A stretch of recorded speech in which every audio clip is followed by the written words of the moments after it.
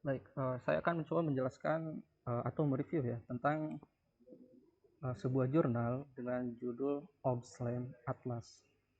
Apa itu OrbSLAM Atlas? Itu sebuah sistem uh, yang dapat meng-create atau manage seperti deletion atau merging dari multi-map atau dari map yang banyak ya. Uh, Jurnal ini dibuat oleh Elvira Tardos dan juga Montiel yang dipublikasi pada tahun 2019. Introduction, yaitu SLAM. Apa itu SLAM? SLAM adalah Simultaneous Localization and Mapping. Itu sebuah algoritma yang dapat membangun map atau build map dari pembacaan sensor yang secara terus-menerus memperkirakan lokalisasi robot ataupun sensor pada map. Nah, kemudian sensor yang digunakan adalah kamera, terutama visual monokular dan stereo kamera. Nah, fokus utama pada penelitian ini adalah keyframe dan juga fitur point dari SLAM. Nah, kemudian visual odometri yang digunakan adalah OrbSLAM. Kenapa menggunakan OrbSLAM? Yaitu yang pertama lebih akurat dibandingkan dengan visual odometri yang lain. OrbSLAM ini lebih akurat, terutama jika mengunjungi kembali area yang sama. Kemudian dapat mendeteksi kecocokan antara keyframe meskipun terpisah dalam waktu yang lama. Kemudian memiliki fitur map management seperti pembuatan map, delete map, kemudian merging map atau menggabungkan map point dan juga keyframe. Kelemahannya, OrbSLAM ini map manajemennya hanya dapat menangani satu map, yang artinya dapat menyebabkan kegagalan total jika terjadi tracking loss. Nah, maka diajukanlah sebuah metode dengan nama OrbSLAM Atlas. OrbSLAM Atlas ini memiliki kontribusi diantaranya multi-map representation, yaitu dengan nama Atlas, dengan unlimited submap, jadi tidak terbatas ya untuk submapnya. Kemudian algoritma ini yaitu algoritma untuk operasi multi-map seperti new map creation, relocation pada multiple map, dan juga map merging atau penggabungan map. Kemudian terdapat kriteria yang mana jika terjadinya tracking loss. Berikut merupakan multi-map representation. Di sini ada frame, kemudian masuk ke tracking, pose prediction, track local map, kemudian new keyframe decision. Nah, kemudian di sini juga ada atlas. Atlas ini berupa berisi database DBOW2, distribution bag of word yang isi keyframe database. Di sini ada visual vocabulary recognition database. Kemudian terdapat juga active map dan juga non-active map. Ya. Active map ini yang sedang digunakan sekarang, yang mana jika terjadi tracking loss, maka active map ini diubah menjadi non-active, sehingga frame yang baru itu menjadi active map yang baru. Ya, kemudian di sini ada local mapping, ada keyframe insertion, kemudian ada loop closing dan merging untuk menggabungkan map. Kemudian ada di sini update map. Tadi kan disebutkan ada new map creation ya. Nah, di antara kriterianya adalah banyaknya fitur yang mirip antara frame sekarang dengan point yang ada pada local map. Kemudian nah, jika banyaknya fitur yang mirip kurang, fitur yang mirip ini antara frame sekarang dengan point yang ada pada local map itu kurang dari threshold yang telah ditetapkan, maka terjadinya tracking loss. Artinya map yang aktif harus dinonaktifkan. Kemudian yang kedua adalah kamera post observability, yaitu kondisi geometrikal.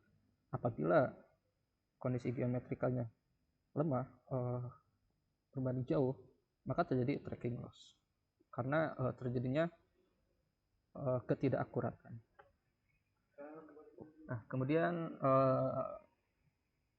seamless map merging, ya, kemulusan dalam menggabungkan map. Nah, pertama ada pendeteksian kemiripan antara dua map, yaitu patch recognition yang menyediakan dua matching keyframe antara key A dan key S serta putative match antara dua map. Kemudian ada estimasi dari align transformation, yaitu transformasi yang sejajar pada word reference dari dua map. Kemudian mengkombinasikan merging map, yaitu mendeteksi duplicate map. Kemudian duplicate map tersebut digabungkan. Nah, kemudian terakhir adalah post graph optimization. Nah, selanjutnya percobaan.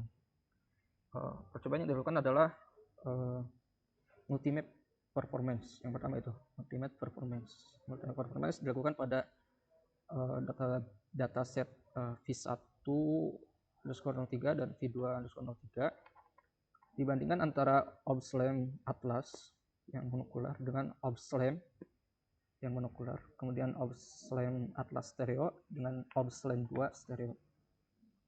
Jika lihat di sini, ATA-nya dalam bentuk meter menghasilkan untuk V103 yaitu 0,106 dengan cover 90% dengan maps 2, ya. Sedangkan untuk monokular OBSLAM monokular itu menghasilkan 0,132 dengan cover 10,32%. Ini sangat berbeda jauh banget dari 10 ke 90. Sedangkan untuk versi 2-nya yaitu untuk OBSLAM Atlas 0,093, sedangkan untuk OBSLAM 0,146 dengan cover yang OBSLAM 15, sedangkan OBSLAM Atlas menghasilkan 70%.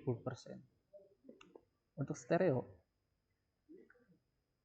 untuk V103 itu menghasilkan 0,051, sedangkan OBSLAM 2 menghasilkan 0,046 dengan cover 100%. Kemudian untuk V2-nya OBSLAM Atlas cover 94,5%, sedangkan stereo OBSLAM 2 itu 89,21%. Percobaan kedua yaitu multi-session performance. Nah, kalau kita lihat di sini dibandingkan antara OBSLAM Atlas stereo dengan Fins stereo dan Fins mono inertial. Di sini ada dataset V101 sampai V203 dengan hasil yang cukup jauh. Ya, di sini merupakan root mean squared error, ya. Jadi error rata. Yang pertama di sini ada 0,036, sedangkan yang Fins 0,550. Untuk stereo yang mono inertial dengan 0,06. Nah, di sini ada machine hull, ya. Machine hull. Di sini ada multiple session machine hull dari 01 sampai 05 menghasilkan RMSE atau root mean squared error dengan 0,086, sedangkan untuk Fins mono inertial dengan 0,210. Kemudian di sini juga dibandingkan antara OBSLAM Atlas yang mono stereo dan juga TCM SLAM menghasilkan RMS 0,077 untuk TCM SLAM dan 0,024, ya, lebih akurat untuk OBSLAM Atlas yang mono dan 0,035 untuk OBSLAM Atlas yang stereo. Nah, kemudian mapping pada dynamic scene. Nah, di sini terlihat pada machine hull 1, 2, 3, 4, 5. Nah, di sini ada keyframe dengan sejumlah 481, 430, 442, 316, 373 dengan total size 2042. Kemudian di sini ada map point. Pada machine hull pertama ada 10.199, kemudian 11.504 dan sebagainya dengan total 86.796. Nah, dengan hasil LMSE 0,035, 0,018 dan sebagainya. Nah, dengan dijumlahkan antara mesin hal 1 sampai 5 itu 1000. Ini yang pada percobaan selanjutnya yaitu 1662. Artinya ada reduction dari 2042 ke 1666, itu 8, yang awalnya 100% menjadi 82%. Ini juga yang 100% jadi 53%. Nah, kemudian untuk V1 01 sampai 03 dan V2 01 02 dihasilkan keyframe dengan total size 886 dan net point 54.566.